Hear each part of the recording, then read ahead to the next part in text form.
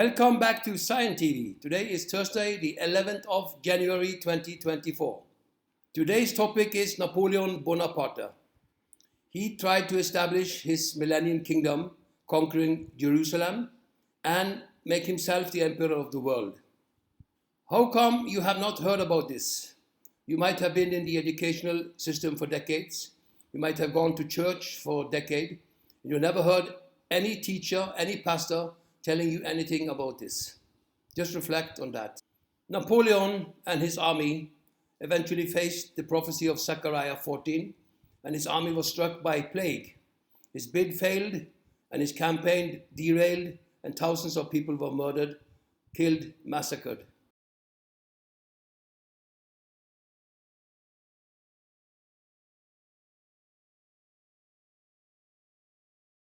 This became just another failed Roman Catholic European modern bid to capture Jerusalem and to reign from the city of David.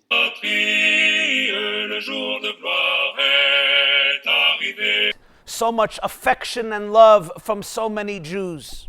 Many Jews saw him as a Messiah, as the ultimate Savior, the greatest blessing for the world and for the Jewish people. Never interrupt your enemy when he's making a mistake. This quote by legendary French leader Napoleon Bonaparte sounds ironic when it comes to his unsuccessful campaign in the Holy Land, a journey that began with victories, but ended in a fierce defeat. And a peninsula through El Arish, and later on through Ramla, and there he debates whether he should continue to Jerusalem or take the coastal cities. In his own log, he writes about this own dilemma and says that there is no port between Abu Khair all the way to Jaffa over here, and then up north in Akko. This hill in contemporary Tel Aviv, named Napoleon Hill, has a history which goes back to the Bronze Age. Here in Old Jaffa is the place where Napoleon embarked with his forces to one of the bloodiest battles the country has known. Here comes one of the great stains on Napoleon's legacy. On that night, after Napoleon sends his 2 men to the city in order to surrender, and the men were beheaded, the city's being bombarded, and Napoleon's men are coming in fury. According to the scripts, Napoleon doesn't stop his men, and they massacre 3,000 out of the 8,000 people of the city. Whether they were Muslims, Jews, or Christians, they were simply massacred. Another obstacle which stood in the way of Napoleon and his forces was the bubonic plague.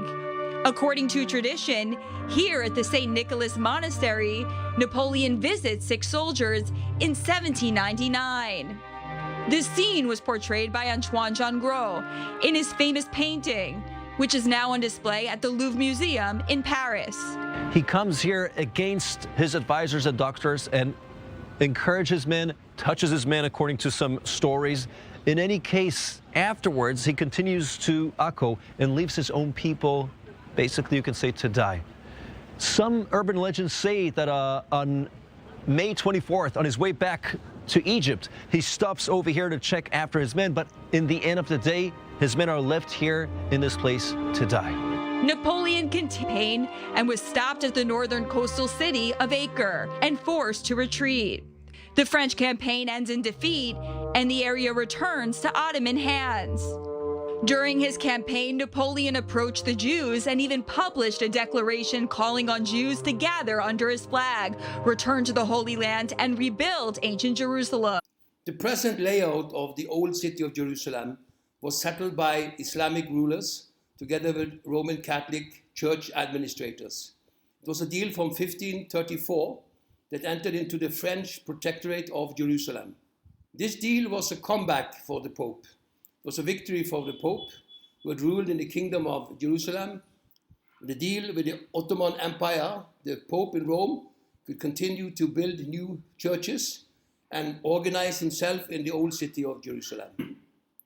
The layout of the old city of Jerusalem today is the scene for the coming of the final antichrist. He will set up himself and rule from there. You just have to see that Zionism has been defeated and the state of Israel have entered into a final false peace plan. The old city of Jerusalem has since the 16th century been made ready to host and hail the final antichrist. The present makeup of the old city was made by Islamic rulers and Roman Catholic administrators of churches inside this small domain in Jerusalem. You just have to walk up Via Dolorosa and enter the Dome of the Rock on top of the Temple Mount. Keep in mind that the Dome of the Rock is not a mosque. It will rather be like a conference hall for the one world religion, the temple on the Temple Mount. The Pope and the Grand Mufti of Jerusalem is ready. They only need to see the Zionist state crash and seize its control over Jerusalem. Then they will rule the world from the city of David. I really hope you have enjoyed these programs and keep on supporting this ministry. And don't forget that Yeshua the Messiah loves you and he will soon return back to Zion, back to Jerusalem. Stay blessed.